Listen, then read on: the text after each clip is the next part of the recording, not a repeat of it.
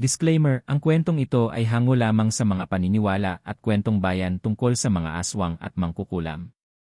Layunin nitong magbigay kilabot at aliw, at hindi upang saktan ang anumang paniniwala o tradisyon. Anumang pagkakatulad sa totoong tao, lugar, o pangyayari ay pawang nagkataon lamang. Sa isang liblib na baryo sa kabundukan ng Kabisayaan, naninirahan ang isang babae na kilala ng lahat, si Aling Se. Madalas ay nakakulong lang siya sa kanyang bahay na yari sa kawayan at pawid, habang may mga bote ng langis, dahon, ugat, at kung ano-anong gamit ng manggagamot at mangkukulam na nakasabit sa paligid. May mga gabi ring naririnig ng mga kapitbahay ang kanyang pagbulong ng mga orasyon, at minsan na may mahihinang halakhak na tila kausap ang isang hindi nakikita. Ngunit sa kabila ng takot ng mga tao, wala ni isa ang naglalakas loob na harapin siya. Ang lahat ay natatakot na baka sumpain sila. Kaya't mas pinili nilang umiwas, magbulong-bulungan, at magdasal na huwag silang madamay. Ngunit ang hindi alam ng nakararami, si Aling Severina ay hindi simpleng mangkukulam lamang.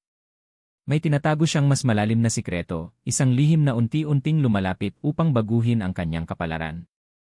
Isang gabing madilim, wala ni isang bituin sa langit at tanging ugong ng hangin at huni ng kuliglig ang maririnig. Sa kanyang kubo, abala si Aling Severina sa isang ritual. May hawak siyang manika na yari sa basahan, at dahan-dahang ibinubuhos ang dugo ng manok sa ibabaw nito, habang inuusal ang mga salitang hindi maintindihan. Bigla na lamang nagdilim ang paligid at bumigat ang hangin. Nang tumingala siya, doon niya napansin ang isang pares ng matang pula na nakamasid sa kanya mula sa labas ng kanyang bintana. Kinabahan si Aling Severina sapagkat ngayon lamang may naglakas loob na lumapit habang siya ay nagbubukas ng ritual. Lumapit ang anino, at sa kanyang pagkagulat, ito ay isang lalaki, matangkad, maputla ang balat, at kakaiba ang ngiti. Sa una, inakala niyang isa lamang itong estranghero mula sa kabilang baryo. Ngunit nang magsalita ang lalaki, nag-iba ang kanyang pakiramdam.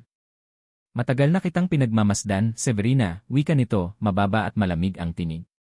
May kapangyarihang higit pa sa lahat ng tao sa baryong ito. Ngunit alam kong kulang pa. Alam kong may hinahanap ka pa. Nanlaki ang mata ng mangkukulam. Paanong nalalaman ng estranghero ang kanyang pinakatatagong hangarin, ang mas malakas na kapangyarihan, higit pa sa kanyang mga dasal at orasyon? Pinilit niyang magpakatatag at sumagot. Sino ka? At ano ang pakay mo? Ngumiti ang lalaki, at mula sa kanyang bibig ay sumilip ang matatalas na ngipin.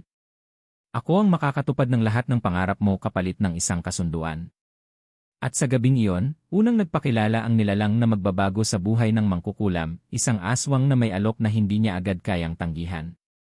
Hindi agad nakasagot si Aling Severina. Nakabaon pa rin sa kanyang isipan ang mga salitang binitawan ng estranghero. Hindi karaniwang panauhin ang nasa kanyang harapan, hindi siya tao. Ang kakaibang anyo, ang mga matang kumikislap na pula, at ang matatalas na ngipin ay walang ibang ipinahihiwatig kundi ang katotohanang kaharap niya ang isang aswang. Hindi mo ako dapat katakutan, dagdag ng nilalang, dahan-dahang pumasok sa kanyang kubo na para bang walang nakapipigil. Matagal na kitang binabantayan. Nakita ko ang iyong paghahanap ng kapangyarihan. Nakita ko ang mga gabing umiiyak ka sa kawalan ng lakas para ipagtanggol ang sarili laban sa mga taong naninira sa iyo. Gusto mong maging higit pa sa mangkukulam at kaya kong ibigay iyon. Napatingin si Severina sa mesa kung saan nakalatag ang kanyang mga gamit, mga orasyon sa papel, langis na may mga insekto, at halamang gamot. Noon niya naramdaman ang maliit na pagkakaiba sa kanilang dalawa. Ang kanyang mga kagamitan ay para lamang sa mahihina at panandaliang kapangyarihan, samantalang ang nilalang na ito ay mismong pinagmumulan ng takot at kamatayan. Ano ang kapalit? Mahina niyang tanong. Ngumiti ang aswang, isang ngiting may halong panlilinlang at pang-akit. Simple lang. Magpakasal ka sa akin. Parang pinutukan ng kulog ang isipan ni Severina. Kasal? Isang bagay na hindi niya kailanman inisip. Wala siyang asawa, wala ring pamilya, pinili niya ang pag-iisa dahil sa takot at pandidiri ng mga tao sa kanyang pagkatao. Ngunit ngayon, isang nilalang na hindi niya lubos kilala ang nag-aalok ng kasal kapalit ng kapangyarihan. Bakit ako? Tanong niya, pilit pinapakalma ang nanginginig na tinig. Dahil isa kang mangkukulam, sagot ng aswang. May dugo ka ng mahika, may tapang kang humarap sa dilim.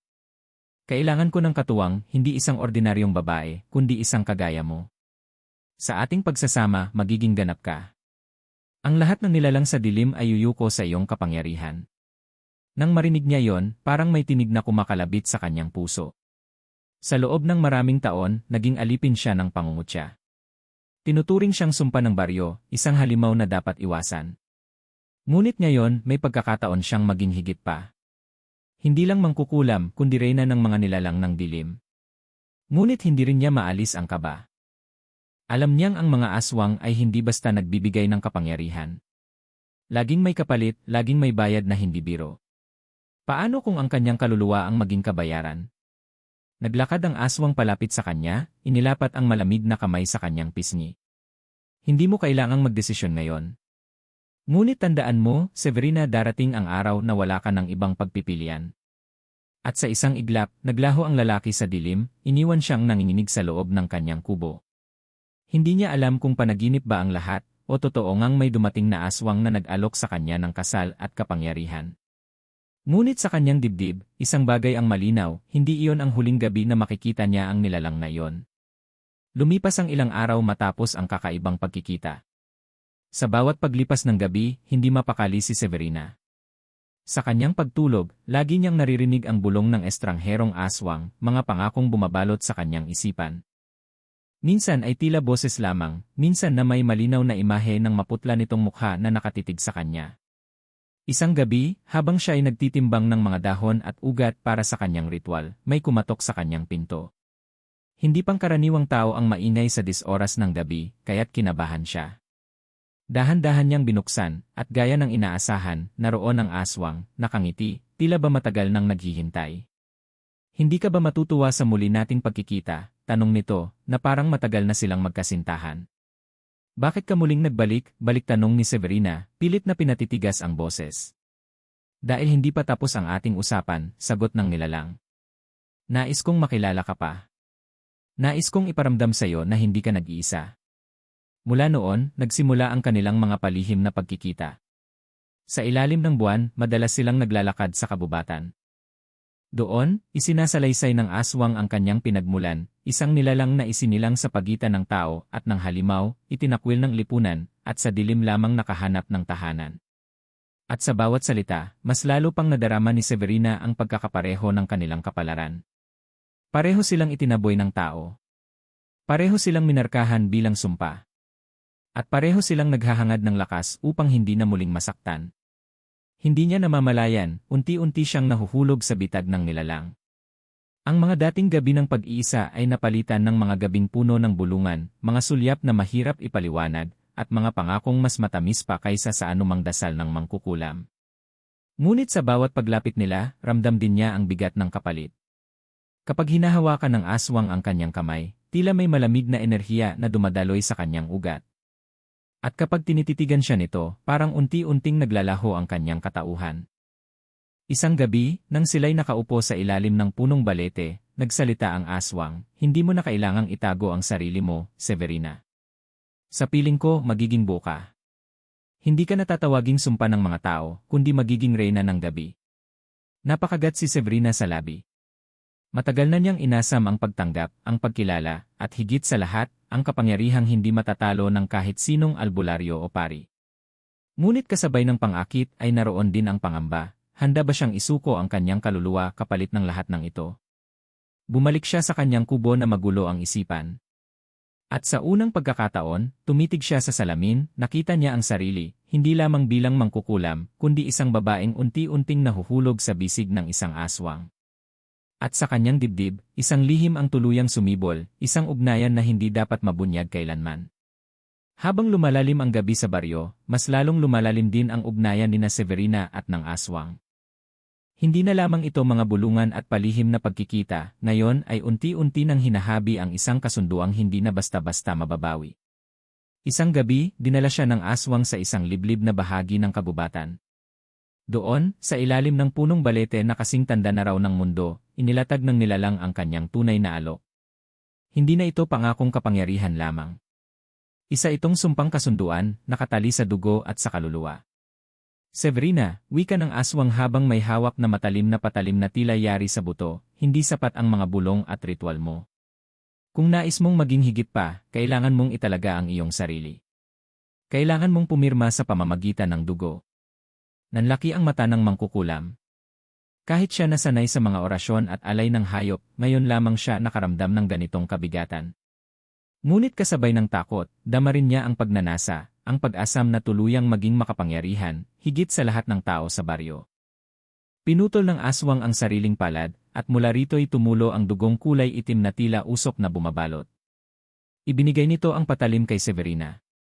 Kapag pinutol mo ang iyong palad at pinagsama ang ating dugo, iyon ang magiging simula ng ating kasal. Walang pari, walang saksi, tayo lang, at ang mga anino ng gabi. Nanginginig ang kamay ni Severina. Pinilit niyang isipin ang lahat ng pighati na dinanas niya, ang pag-iisa, ang panlalait, at ang takot na idinulot ng mga tao sa kanya. At doon, tila nakahanap siya ng rason para isuko ang sarili. Dahan-dahan niyang hiwa ang kanyang palad, at pinatulo ang dugo na agad namang humalo sa dugo ng aswang. Nang magdikit ang kanilang mga kamay, biglang nag-iba ang paligid. Umikot ang hangin, bumigat ang lupa, at ang mga anino sa paligid ay tila nagdiwang. Nakaramdam si Severina ng kakaibang lakas na dumaloy sa kanyang katawan, parang bawat ugat at buto ay nagising. Ang mga dasal na dati kinakailangan niya ng oras upang bigkasin, ngayon ay dumadaloy na lamang sa kanyang isip at agad nagkakabisa. Ngunit kasabay ng lakas, may bigat din siyang naramdaman. Parang may isang tali na nakapulupot sa kanyang kaluluwa, mahigpit na hinihila patungo sa dilim. Nang tumingin siya sa aswang, nakita niyang nakangiti ito, hindi lamang sa tagumpay ng kasunduan, kundi sa pagkakabihag sa kanya. Ngayon, wika ng aswang, hindi ka na basta mangkukulam. Ikaw ay magiging katuwang ko, at sa ating pagsasama, walang makapipigil sa atin. Habang umuuwi si Severina sa kanyang kubo, ramdam niya ang pagbabago. Ang mga hayop na kanyang nadaanan ay nagtatakbuhan palayo. Ang mga ilaw ng lampara ng mga kapitbahay ay kusang namamatay nang madapuan siya ng tingin. At sa kanyang dibdib, naroon ang mabigat na katotohanan, hindi na siya basta tao. At mula sa gabing iyon, nagsimula na ang sumpa ng kanilang kasunduan. Makalipas ang ilang linggo mula nang maisagawa ang sumpang kasunduan, kapansin-pansin ang pagbabago kay Severina. Ang dati niyang mga ritual na nangangailangan ng oras at gamit ay bigla na lamang nagiging madali. Isang bulong lang at ang apoy ay sumisiklab. Isang sulyap lang at ang mga aso ng baryo ay biglang nag-aalulong, parang may nakikitang hindi nakikita ng tao. Ngunit kasabay ng kapangyarihan ay ang mga palatandaang hindi maitatanggi. Sa baryo, nagsimulang may mga alagang hayop na nawawala. Mga manok na nawala sa kulungan, mga baboy na biglang natagpuan na duguan at gutay-gutay ang laman. May mga bata ring nagkakasakit ng walang dahilan, lalagnatin sa gabi at tila kinukuhanan ng lakas. Nakakakilabot, bulong ng mga kapitbahay. Parang may mas masahol pang nangyayari ngayon kaysa dati. At gaya ng dati, si Severina agad ang pinaghihinalaan. Ngunit hindi na lamang siya ang pinapangambahan. May mga gabi na nakikita siyang may kasamang anino, isang lalaking hindi nila makilala, laging nasa dilim at nakamasid. Hindi na lamang mangkukulam ang tawag nila kay Severina, kundi isang babaeng nakatali na sa isang nilalang ng kadiliman. Habang lumalakas siya, nararamdaman din niya ang unti-unting pagkawala ng kanyang sarili. Sa bawat ritual, may malamig na tinig na dumadaloy sa kanyang isipan, nagtutulak sa kanya na gumawa ng mas mabigat na kasamaan. Sa bawat pagtulog, panaginip niya ang mga matang pula ng aswang, at ang malamig nitong halik sa kanyang balat. Hindi na niya alam kung saan nagtatapos ang kanyang kagustuhan at nagsisimula ang impluensya ng nilalang. Isang gabi, nagtipon ang mga tao sa baryo. Sa gitna ng plaza, nakatayo ang albularyong si Mang Hilario, isang matandang kilalang nagtataboy ng masamang espiritu. Mga kababayan, sigaw niya, hindi na tayo pwedeng manahimik. Ang sumpa ay lumalakas. Kung hindi natin pipigilan, hindi lang hayop at bata ang mawawala, pati tayo. Nagbulungan ang mga tao. May takot, may galit, at may pangungutya. Ngunit sa kabila ng lahat, ramdam nilang tama si Mang Hilario. Kailangang may gawin bago mahuli ang lahat.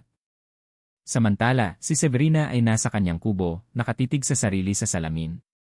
Ang kanyang mga mata, na dati itim, ay minsan nang kumikislap ng pula. Ang kanyang balat ay mas maputla na kaysa dati, at ang kanyang mga kuko ay tila humahaba tuwing gabi. Napahawak siya sa kanyang dibdib, ramdam ang mabigat na pisi na nagbubuklod sa kanya at sa aswang. Hindi ito ang inakala ko, bulong niya sa sarili, halos umiiyak. Akala ko'y kapangyarihan lamang pero bakit parang nawawala na ako? Sa dilim ng bintana, muling lumitaw ang kanyang kasama, ang aswang na nakangiting parang wala siyang kasalanan. Hindi ka mawawala, Severina. Ikaw ay nagiging ikaw. Ang tunay na ikaw. Ang isang nilalang na hindi matitinag ng tao, ng simbahan, o ng liwanag. At sa mga salitang iyon, alam niyang mas malalim pa ang kanyang pagkalubog sa sumpa. Ngunit kasabay nito'y naroon din ang lumalakas na galit ng buong baryo, galit na maaaring maging mitsa ng isang matinding laban. Dumating ang gabi na hindi na kayang itago ng aswang ang tunay na hangarin nito. Habang nakaupo sila ni Severina sa ilalim ng punong balete, nakatingin ang babae sa malamlam na buwan, pilit inuunawa ang mga nangyayaring pagbabago sa kanyang katawan at isipan. Sa kanyang dibdib, naglalaban ang tuwa sa kapangyarihang nakuha at ang takot na unti-unti na siyang nagiging ibang nilalang. Severina, wika ng aswang habang hinahaplos ang kanyang kamay, matagal na kitang pinagmamasdan. Hindi dahil sa kapangyarihan mo lang kundi dahil ikaw ang pinili ko. Napatingin si Severina, litong-lito. Pinili. Ano ang ibig mong sabihin? Huminga ng malalim ang aswang, at ang kanyang mga mata ay kumislap ng mas mapulang liwanag. Sa bawat nilalang ng dilim, may nakatakdang katuwang. Isang kakambal ng ating kaluluwa. At ikaw yon, Severina. Ikaw ang hinahanap ko, ang katuwang na magbibigay sa akin ng ganap na lakas. Nanlamig si Severina. Noon niya napagtanto na hindi lamang kapangyarihan ang nais ibigay ng aswang. Isa itong plano upang gawing ganap ang kanilang pagsasanib, isang pag-iisang hindi na matitinag ng panahon o kamatayan. Ano ang ibig mong sabihin sa ganap na lakas? Nanginginig niyang tanong. Kapag tayo ay ganap ng magkasama, sagot ng nilalang, hindi na ako maglalakad sa dilim lamang. Ikaw at ako ay magiging isa, at maghahari tayo hindi lang sa mga nilalang ng gabi, kundi pati sa mga tao. Wala nang makakatalo sa atin. Hindi simbahan, hindi dasal, hindi anuman. Parang tinusok ang puso ni Severina. Hindi niya inasahan na yon ang magiging dulo ng kanilang kasunduan. Hindi lamang siya gagawing makapangyarihan, gagawin siyang kauri. Nais mo bang maging aswang, bulong ng tinig sa kanyang ulo? At kahit hindi ito binigkas ng aswang, ramdam niyang iyon ang hinihingi nito. Nag-ugat sa kanyang isip ang alaala ng kanyang pagkabata, ang mga panlalait ng mga tao, ang pangungutya, at ang walang katapusang takot. Gusto niyang ipaghiganti ang lahat ng iyon. Ngunit kasabay nito ay ang pangarap din niyang magkaroon ng kalayaan, kalayaang hindi nakatali sa kadiliman. Hindi ko alam kung kaya ko, mahina niyang sagot. Ngumisi ang aswang. Wala ka ng ibang landas, Severina. Ang sumpa ng ating dugo ay nakaukit na. Kung pipigilan mo ito, masisira ka. Ngunit kung tatanggapin mo, magiging isa kang reyna ng gabi. Ang lahat ay luluhod sa harap mo. Napaluha si Severina. Ang kapangyarihang matagal niyang hinangad ay ngayon ay nasa kanyang mga palad, ngunit kapalit nito ang kanyang kaluluwa at pagkatao. Samantala, sa baryo, ang mga tao ay naghahanda. Si Mang Hilario, ang albularyo, ay nakipagpulong sa mga matatanda. Bitbit ang mga orasyon, langis, at banal na krus, ipinangako niyang hindi niya hahayaang lamunin ng dilim ang kanilang pamayanan. Dalawang mundo ang papalapit sa isa't isa, ang mundo ng liwanag at pananalig, at ang mundo ng dilim at kapangyarihan. At sa gitna nito, si Severina, na kailangang pumili, magiging alipin ba siya ng sumpa, o lalabanan ang sarili niyang kasunduan. Nagpuyos ang hangin sa paligid ng kubo ni Aling Doray. Ang mga kandilang nakapalibot ay biglang nagpatay-sindi, at sa bawat ilaw na kumikislap ay tila may mga aninong naglalaro sa dingding. Hawak ni Aling Doray ang isang matalim na kutsilyo na tila mas lumapa sa kanya. Ang dulo nito'y may bahid na kakaibang pulang marka na hindi na mahugasan kahit anong gawin. Handa ka na ba, Rosa? Tanong ng matanda habang pinagmamasdan ang dalagang halos hindi na makapagsalita sa takot. Nakatayo siya sa gitna ng isang bilog na guhit ng abo at asin, isang proteksyon daw laban sa mga puwersang masama. Kuya. Mama, mahina niyang bulong, nanginginig ang tinig, subalit walang sinumang sumagot. Humakbang si Aling Doray at inilapit ang kutsilyo sa palad ni Rosa. Ang kasunduan ng dugo ay hindi maaaring baliin. Sa sandaling pumatak ang dugo mo sa lupa, magiging isa ka na sa kanila at ang ipinangakong kasal ay hindi na maiiwasan. Mariin niyang pinikit ang mga mata at naramdaman ang malamig na talim na dumampi sa kanyang balat. Ngunit bago pa man bumuka ang kanyang balat, biglang may malakas na sigaw mula sa labas ng kubo. Doray! Tigilan mo yan! Isang grupo na hindi niyo ako mapipigilan. Ang kasunduang ito ay matagal nang itinakda. Mula sa kanyang bibig ay lumabas ang isang itim na usok na pumuno sa paligid. Ang mga kandila ay sabay-sabay na namatay, at ang tanging liwanag na natira ay mula sa mga sulo ng mga taga-baryo.